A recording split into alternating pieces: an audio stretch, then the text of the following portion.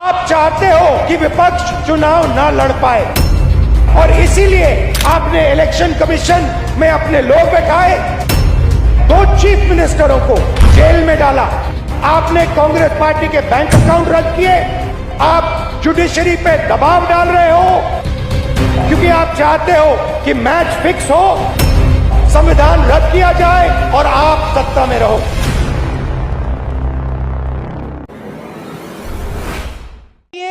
दिल्ली वाले जानते हैं कि ये दिल्ली का सुप्रसिद्ध रामलीला मैदान है।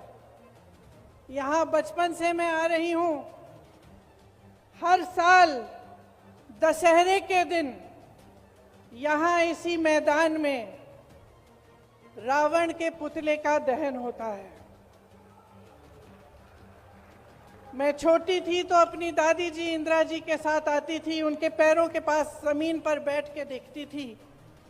उन्होंने हमारे देश की ये प्राचीन, हजारों वर्ष प्राचीन गाथा जो रामायण है, भगवान राम जी की जीवन गाथा मुझे सुनाई। आज जो सत्ता में है वे अपने आप को राम भक्त कहलाते हैं। इसीलिए यहाँ बैठे हुए मेरे मन में ये बात आई कि उनको इस संदर्भ में कुछ कहना चाहिए। मुझे लगता है कि वे कर्मकांड में उलझ गए हैं। मुझे लगता है कि वे दिखावे में लिप्त हो चुके हैं। इसीलिए मैं आज यहाँ खड़े होकर उन्हें याद दिलाना चाहती हूँ कि वो हजारों वर्ष पुरानी गाथा क्या थी और उसका संदेश क्या था। भगवान राम जब सत्य के लिए लड़े, उनके पास सत्ता नहीं थी।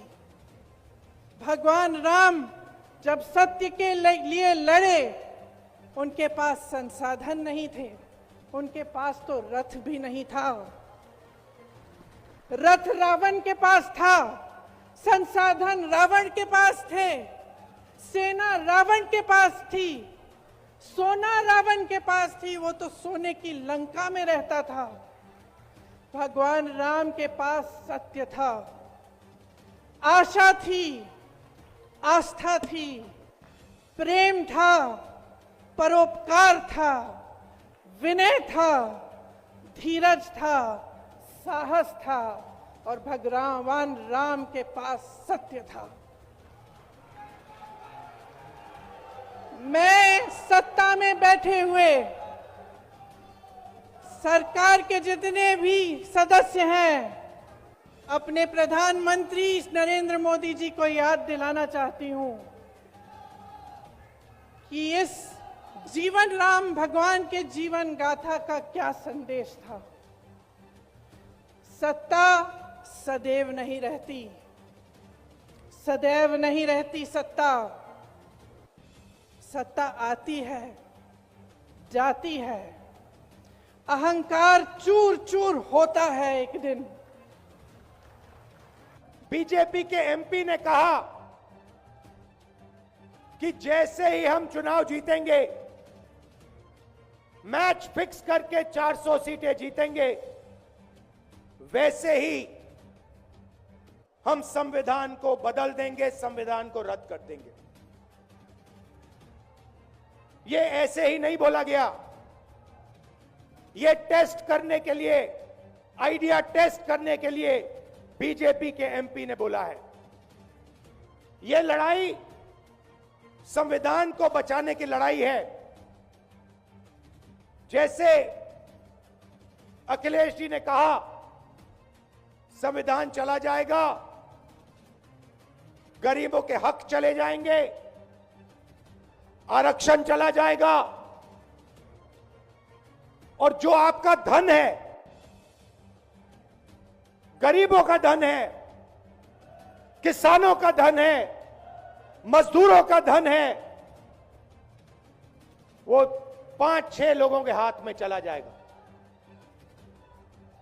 आप याद कीजिए, मेरे माताओं से मैं निवेदन करता हूं, आप याद कीजिए, अगर बीजेपी की सरकार इस देश में संविधान बनाती तो वो पहला काम करते, महिलाओं को वोटिंग की पावर ही नहीं देते, क्योंकि उनके विचार वैसे हैं। लेकिन भारत एक ऐसा देश है, पंडित जवाहरलाल नेहरू जी और डॉक्टर बाबा साहब अम्बेडकर ने मिलके एडल्ट फ्रेंचाइज लाकर हर एक आदमी को वोटिंग का अधिकार दिया, चाहे वो स्त्री हो, चाहे वो पुरुष हो, चाहे वो नौकर हो, चाहे वो मालिक हो, चाहे कारखाने का बड़ा से बड़ा धनी हो, सबको अधिकार मिला। इससे पहले था क्या? आज बड़े बड़े बात करते हैं, इतनी टीका करते हैं हम पे कि लोकतंत्र खतरे में है, देश का लोकतंत्र खतरे में है। इनको ये लगता है कि ऐसे हम चला लेंगे, डंडे से चला लेंगे। ये देश किसी के बाप की जागीर नहीं है, ये 140 करोड़ लोगों का देश है। ये आजादी हमें शहीद आजम भगत सिंह, राजगुरु सुखदेव, मदन लाल ढींगरा, करतार सिंह सराबा, चंद्रशेखर आजाद जैसे हजारों योद्धाओं ने अपनी जवानी में गले में फांसी के रस्से लटका के ये आजादी हमें दी है। ये इनके किसी बाप दादे की जागीर नहीं है। क्या समझते हैं ये? इसको भी अंदर कर दो, इसको भी अंदर कर दो। जो अस्पताल बनाता उसको अंदर कर दो, जो स्कूल बनाता उसको अंदर कर दो, कांग्रेस पार्टी के खाते फ्रीज कर दो, किसी के नेता फ्रीज कर दो। ऐसे जीत लोगे? हम वो पत्ते नहीं हैं, हम वो पत्ते नहीं हैं जो शाख से टूट कर गिर जाएंगे। आंधियों को कह दो अपनी औकात में रहें। समझते क्या है ये? अरविंद केजरीवाल को अंदर कर दो, हेमंत सोरेन को अंदर कर दो, इसके घर ईडी भेज दो, इसके घर इसकी एमपीशिप कैंसिल कर दो, इसका घर छीन लो। अरे मालिक तुम हो, इन घरों के मालिक तुम हो। इन घरों की मालिक 140 करोड़ जनता है। कोई पता नहीं किस घर में लोगों ने किसको पहुंचाना है। ये गलत फहमी में है। हुकूमत वो करते हैं जिनका दिलों पर राज होता है। यूं कहने को तो मुर्गे के सर पे भी ताज होता है। आज सुनीता जी, आज कल्पना जी बैठे हैं, सोनिया जी बैठे हैं। मैं नमस्कार करता हूं, नमन करता हूं कि इन्होंने इतने दुख झेले, इन्होंने क्या क्या नहीं देखा अपनी जिंदगी में, आंधियां तूफान झेले, लेकिन फिर भी इतने हौसले वाले बैठे हैं और आपके साथ है। आपका प्यार जो है सबसे बड़ी ऑक्सीजन आपका प्यार है। ये तालियां किसी को ऐसे नहीं मिलती। किसी को दिहाड़ी दे के मोदी मोदी करवाना बहुत इजी है। जब कोई दिल से बोलता है ना, वो बात असर रखती है। जब दिल से बोलता है, ये देश के टुकड़े टुकड़े करना चाहते हैं, जैसे राहुल जी कह रहे हैं।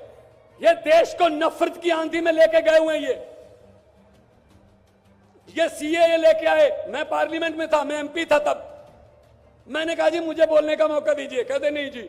मैंने कहा जी 30 सेकंड। कहते जी, मैंने कहा जी 30 सेकंड। कहते 30 सेकंड में क्या बोलोगे? नहीं। मैंने कहा जी 20 सेकंड। कहते 20? मैंने कहा हाँ। स्पीकर साहब कहने लगे आपका समय शुरू होता है आपको। तो मैंने 20 सेकंड में बोला, मैंने कहा लंबे सफर को मीलों में मत बांटिए, कौम को कबीलों में मत बांटिए। एक बहता दरिया है मेरा भारत देश, इसको नदियों और झीलों में मत बांटिए। अरविंद केजरीवाल को तो गिरफ्तार कर लोगे, लेकिन उसकी सोच को कैसे गिरफ्तार करोगे? जो लाखों अरविंद केजरीवाल देश में पैदा हो चुके हैं, उनको किस जेल में कैद करोगे? अरविंद केजरीवाल एक व्यक्ति नहीं है, अरविंद केजरीवाल एक सोच का नाम है। इंडिया गठजोड़ इकट्ठे हैं, सब इकट्ठे हैं। आज सभी के, मेरे ख्याल में कईयों के तो कैमरे भी कांपने लगे होंगे, ये इकट्ठे कैसे बैठ गए? ये चाहते नहीं हम इकट्ठे बैठे, कभी ये इधर से कभी इधर से, कोई अफवाह। लेकिन मैं ये कहना चाहता हूं सबको कि आओ इकट्ठे हो जाएं और इन भ्रष्टाचारियों को कह दो, भगवंत मान ने बोला था इन भ्रष्टाचारियों को कह दो कि जितने मर्जी इकट्ठे कर लो पैसे, हीरे, मोती, मगर ख्याल इतना रहे कफन पे जेब नहीं होती, कोई पैसा साथ नहीं जाएगा। लूट लो देश को, कितना लूटना है। गरीबों की बददुआएं ना लो, गरीबों की बददुआएं ना लो। हर बात पे झूठ चल रहा है, हर बात पे जुमला चल रहा है, झूठ पे झूठ, जुमले पे जुमला। अभी जुमले बनाने वाली फैक्ट्रियां चल रही हैं। अभी आने वाले दिनों में आपके पास नए नए जुमले आएंगे, यकीन मत करना। मैंने तो पार्लियामेंट में बोल दिया था, मैंने कहा जी 15 लाख की रकम लिखता हूं तो कलम रुक जाती है, 15 लाख की रकम लिखता हूं तो कलम रुक जाती है, काले धन के बारे में सोचता हूं तो स्याही सूख जाती है। हर बात ही जुमला निकली। मोदी जी, अब तो ये भी शक है क्या चाय बनानी आती है? मुझे लगता चाय भी नहीं बनानी आती होगी, जिस किस्म का झूठ चल रहा है। दोनों हाथ ऊपर खड़े करके 2 नारे लगा दीजिए, इनकलाब, इनकलाब, भारत माता की, वंदे, बोले सोनिहाल।